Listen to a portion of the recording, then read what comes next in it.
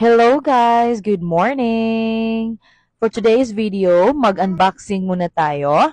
Mag-unboxing tayo nitong binili kong portable blender or juicer. So, as you can notice guys, hindi pa makatugma yung boses ko sa aking bibig sa video na ito sapagkat nakalimutan ko pong i-on yung mic habang ako ay nagre-record ng video na ito. So, i-unbox natin guys. Ito yung kanyang laman, color pink yung pinili ko guys this time. Kasi yung mga always color ko is light green, blue, light blue, like that.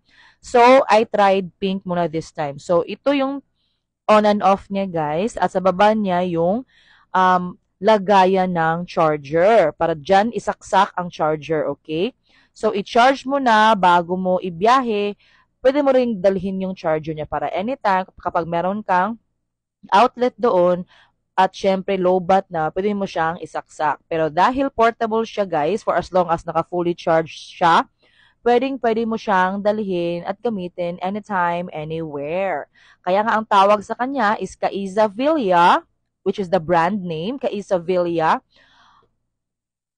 portable blender or juicer. So, maliit lang siya guys. So, hindi siya pwede sa mga pangmalakihan ng mga fruits. Dapat mga maliit lang. Dapat naka-chop na yung mga fruits para madali na lang siyang i-blend. Okay?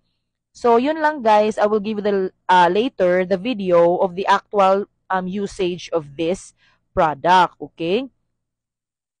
So, yan. Napakaganda niya and actual guys. Hindi ka talaga magsisisi guys. Okay? May habol pa ako nito guys kasi nakalimutan kong ipakita yung kanyang charger.